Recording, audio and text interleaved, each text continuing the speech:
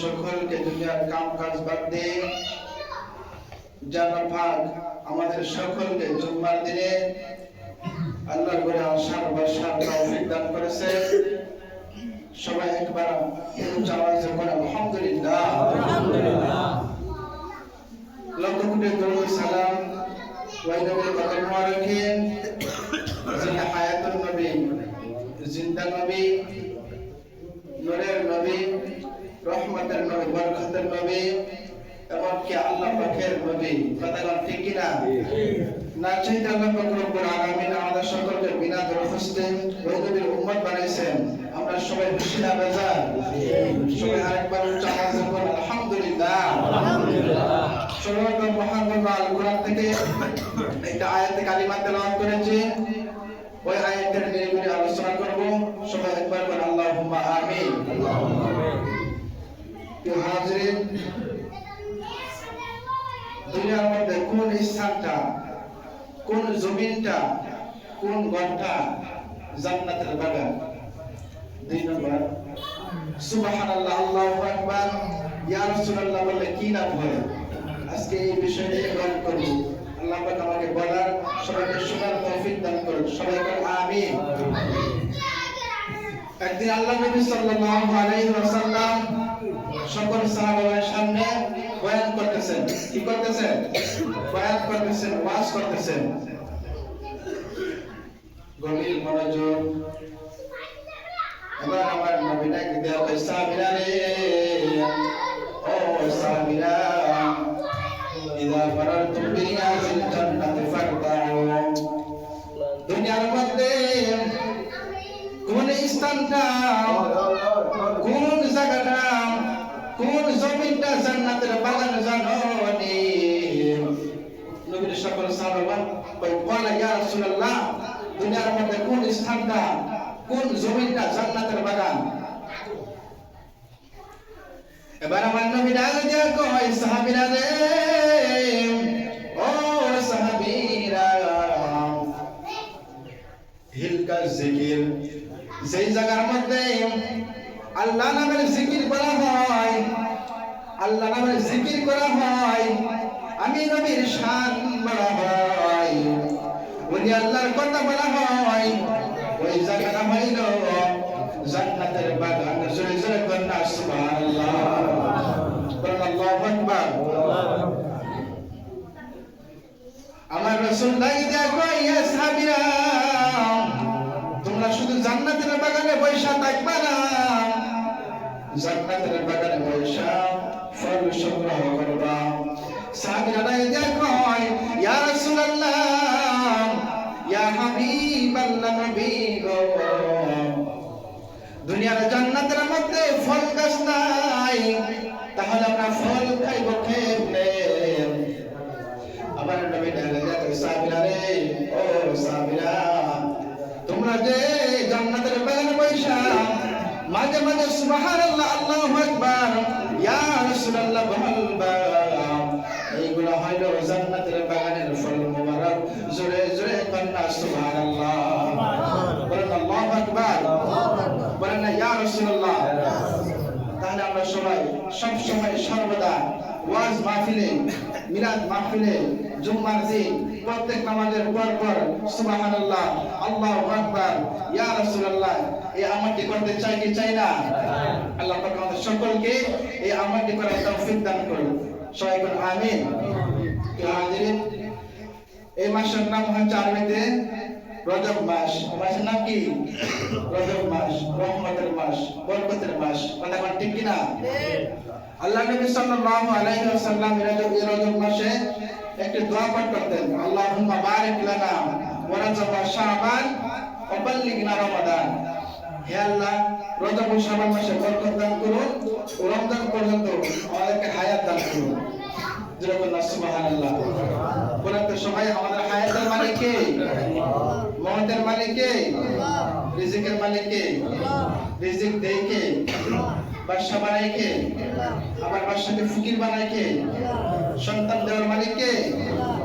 আবার সন্তান নেওয়ার মালিক কে? সবকিছুর মালিক আল্লাহ। কথা ঠিক কিনা? আল্লাহ তাআলা বলেন কোরআনে ইন্নাল্লাহা আলা কুল্লি শাইইন কাদির, নিশ্চয় আমি আল্লাহ পাক রব্বুল আলামিন সর্ববিষয়ে সর্বশক্তিমান। যখন আল্লাহু আকবার। আল্লাহ তাআলা বলেন কোরআনে ওয়া মা খালাকাতুল জিন্না ওয়াল ইনসা ইল্লা লিয়াবুদুন।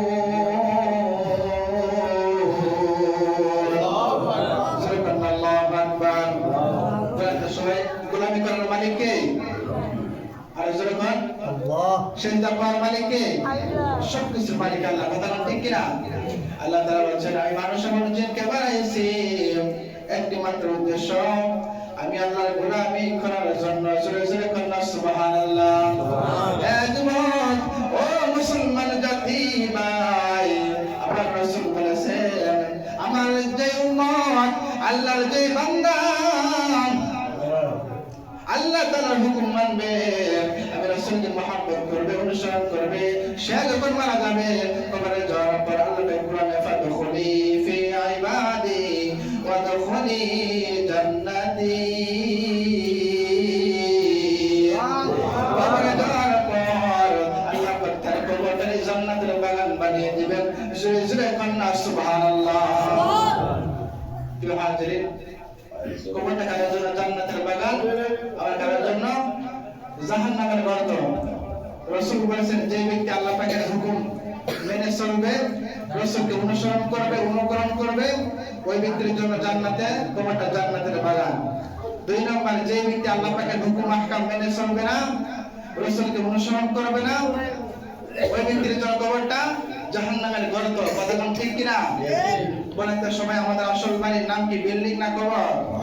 আর জোরে বলেন আল্লাহ তাআলা বলেছেন কোরআনে কুল্লু নাফসিন যায়িকাতুল মাউত, প্রত্যেক প্রাণীর মৃত্যুর স্বাদ গ্রহণ করতে হবে।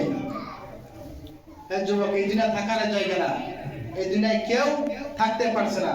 রাজা বাদশা, ফকির মিসকিন, ওলি আল্লাহ, গাওস কুতুব সবাই দুনিয়া থেকে বিদায় হয়ে গেছে। কথা ঠিক কিনা? একদিন আমরা এই দুনিয়ায় থাকবো না। কথা ঠিক কিনা? হাজিরিন, কবরে এমন একটা জায়গা, এমন একটা দেশ, এমন একটা গর্ত, এমন একটা বাড়ি, যাওয়া যায় কিন্তু আসা যায় না। কথা ঠিক কিনা? এই যুবক ভাই, সব দেশে গেলে আসার চিন্তা করা যায়, লন্ডন গেলে আসার চিন্তা করা যায়, সৌদি গেলে আসার চিন্তা করা যায়, বাহারান গেলে আসার চিন্তা করা যায়, লিবিয়া গেলে আসার চিন্তা করা যায়। মুসলমান জাতি ভাই, সব দেশে গেলে আসার চিন্তা করা যায়, কিন্তু বাড়ির পাশে কবরের দেশ, ওই দেশে গেলে আসার চিন্তা করা যায় না। কথা ঠিক কিনা? তাহলে আমরা সবাই ওই কবরে যাওয়ার আগে আল্লাহ তাআলার হুকুম রাসূলকে মহব্বত করতে চাই কি চাই না? হাজিরিন, রাসূল বলেছেন যে ব্যক্তি দৈনিক 20 বার মাকে স্মরণ করবে, কবরকে ভয় করবে, ওই ব্যক্তি কোনোদিন গুনার কাজ করতে পারে না। কথা ঠিক কিনা? রাসূল আরো বলেছেন যে ব্যক্তি মরণকে স্মরণ করতে করতে সে যখন মারা যাবে, কবরে যাওয়ার পর আল্লাহ পাক তার কবরটাকে জান্নাতের বাগান বানিয়ে দিবেন। জোরে সুবহানাল্লাহ। প্রিয় হাজিরিন, রাসূলের প্রত্যেকটা সাহাবাগণ মরণকে স্মরণ করতেন, কবরকে ভয় করতেন। এমনকি রাসূলের বিবি যার নাম আম্মা খাদিজা রাদিয়াল্লাহু তাআলা আনহা, ওনার টাকা পয়সা কমতি ছিলেন না, উনিও মরণকে স্মরণ করতেন, কবরকে ভয় করতেন। কথা ঠিক কিনা? একদিন আম্মা খাদিজা রাদিয়াল্লাহু তাআলা আনহা ঘরের মধ্যে বসে বসে মরণকে স্মরণ করিয়া কাঁদতেছে। কি করতেছে? কাঁদতেছে। নবীর কন্যা খাতুন জান্নাত ফাতেমা রাদিয়াল্লাহু তাআলা আনহা দৌড়ায়া নবীর কাছে গেলেন। যাওয়ার পর এবার ফাতেমা রাদিয়াল্লাহু তাআলা আনহা দিয়া কই, ইয়া রাসূলুল্লাহ, ইয়া হাবিবাল্লাহ, নবী গো, আমার আম্মা জান খাদিজা রাদিয়াল্লাহু তাআলা আনহা ঘরের মধ্যে বেহুশ হয়ে কাঁদতেছে। আমার নবী ডাকে দিয়া কই, ফাতেমা রে, ও ফাতেমা, তোমার মা কেন কাঁদে? ফাতেমা কই, আমি জানি না মা কেন কাঁদে। এই কথা বলার পর আল্লাহ নবী সাল্লাল্লাহু আলাইহি ওয়াসাল্লাম দৌড়ায়া খাদিজা রাদিয়াল্লাহু তাআলা আনহার কাছে গেলেন। যাওয়ার পর যায় দেখতেছে আম্মা খাদিজা রাদিয়াল্লাহু তাআলা আনহা বেহুশ হয়ে কাঁদতেছে, তার চোখ দিয়া চড়চড় করে পানি ঝরতেছে। যখন আল্লাহু আকবার বলেন না ইয়া রাসূলুল্লাহ। এবার আমার নবী দেখে খাদিজা, এ খাদিজা কেন তুমি কাঁদো? আম্মা জান খাদিজা রাদিয়াল্লাহু তাআলা আনহা কোনো কথা বলে না। আমার নবী দেখে খাদিজা, এ খাদিজা কেন তুমি কাঁদো? কে তোমার কষ্ট দিয়েছে? কে তোমার ব্যথা দিয়েছে? তুমি আমার কাছে বলো, আমি এখানে বিচার করব। জোরে জোরে কান্না সুবহানাল্লাহ। আম্মা জান খাদিজা রাদিয়াল্লাহু তাআলা আনহা দিয়া কয়, ইয়া রাসূলুল্লাহ, ইয়া হাবিবাল্লাহ, নবী গো, দুনিয়ার কেউ আমার কষ্ট দেয় না, আমি এই জন্য কান্দি। কিছুক্ষণ পূর্বে আপনার উপরে একটা আয়াত নাযিল হয়েছে, কুল্লু নাফসিন যায়িকাতুল মাউত, প্রত্যেক প্রাণীর মৃত্যুর স্বাদ গ্রহণ করতে হবে। ইয়া রাসূলুল্লাহ, একদিন আমিও থাকবো না, আপনিও থাকবেন না। ফুলের সৌরভ, মানুষের গৌরব চিরদিন থাকবে না। ইয়া রাসূলুল্লাহ, ইয়া হাবিবাল্লাহ, নবী গো, একদিন আমিও থাকবো না, আপনিও থাকবেন না। এই জন্য আমি চোখের পানি ফেলে কান্দি।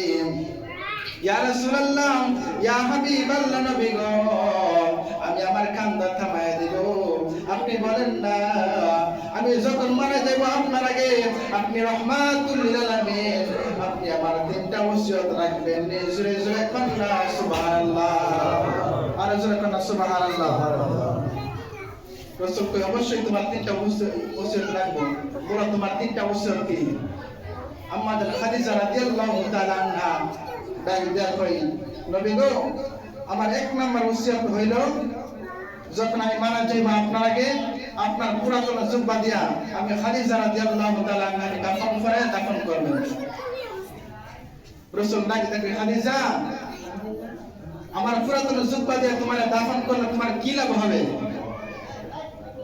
এবার খাদিজা রাদিয়াল্লাহু তাআলা আনহা ডাক দিয়া কই, ইয়া রাসূলুল্লাহ, ইয়া হাবিবাল্লাহ, নবী গো, আপনি তো রাহমাতুল লিল আলামিন, আপনি রাহমাতুল লিল আলামিন, আপনার পুরাতন জুব্বা দিয়া আমারে দাফন করলে গো, ওই কবর আমার সাথে বিয়াদবি করবে না। জোরে জোরে কান্না সুবহানাল্লাহ। রাসূল ডাকে ডাকে, খাদিজা, শুনলাম তোমার এক নম্বর ওসিয়ত, বলো তোমার দুই নম্বর ওসিয়ত কি? আম্মা জান খাদিজা রাদিয়াল্লাহু তাআলা আনহা ডাকে ডাকে, নবী গো, আমার দুই নম্বর ওসিয়ত হইল, আমাকে দাফন করার পূর্বে আমার কবরটা একটু হাতায় দিবেন। রাসূল ডাকে ডাকে, খাদিজা, তোমার কবরটা একটু হাতায় দিলে তোমার কি লাভ হবে? এবার আম্মা জান খাদিজা রাদিয়াল্লাহু তাআলা আনহা ডাকে দিয়া কয়, ইয়া রাসূলুল্লাহ, ইয়া হাবিবাল্লাহ, নবী গো, আপনি তো আপনার জবান দ্বারা বলেছেন কোন বদখার মারা গেলে কবরে যাওয়ার পর মাটি এমন ভাবে চাপ মারবে, চাপ দেওয়ার পর ইয়া রাসূলুল্লাহ হাড্ডিগুলো গুঁড়া বানায় ফেলবে। ইয়া রাসূলুল্লাহ, আমার তো বিশ্বাস আপনি তো রাহমাতুল লিল আলামিন, আপনি তো রাহমাতুল লিল আলামিন, আপনি রাহমাতুল লিল আলামিন, আমার কবরটা একটু হাতায় দিলে গো, ওই মাটি আমার সাথে বিয়াদবি করবে না। জোরে জোরে কান্না সুবহানাল্লাহ। রাসূল ডাকে ডাকে, খাদিজা, তোমার দুই নম্বর ওসিয়ত শুনলাম, তোমার তিন নম্বর ওসিয়ত কি? আম্মা জান খাদিজা রাদিয়াল্লাহু তাআলা আনহা ডাক দেখো, নবী গো, আমার তিন নম্বর ওসিয়ত হইল, আমাকে দাফন করার পূর্বে দাফন করার পর মানুষ যখন 40 কদম দূর চলে যায়, ইন্দিমিন টাইমে মুনকার নাকির আসে সলভ করার জন্য। ইয়া রাসূলুল্লাহ, আমার তো ভয় লাগে, টেনশন লাগে, না জানি ওই মুনকার নাকিরের প্রশ্নের উত্তর না দিতে পারি। ইয়া রাসূলুল্লাহ, আপনি বলেন না, আপনি রাহমাতুল লিল আলামিন, আমার পক্ষ হইয়া ওই মুনকার নাকিরের প্রশ্নের উত্তর দিবেন। জোরে জোরে বলুন সুবহানাল্লাহ, আল্লাহু আকবার। আমার নবী ডাকে ডাকে, খাদিজা, এ খাদিজা, চিন্তা কইরো না, টেনশন কইরো না, আমি রাহমাতুল লিল আলামিন তোমার তিনটা ওসিয়ত পূরণ করব। জোরে জোরে কান্না সুবহানাল্লাহ।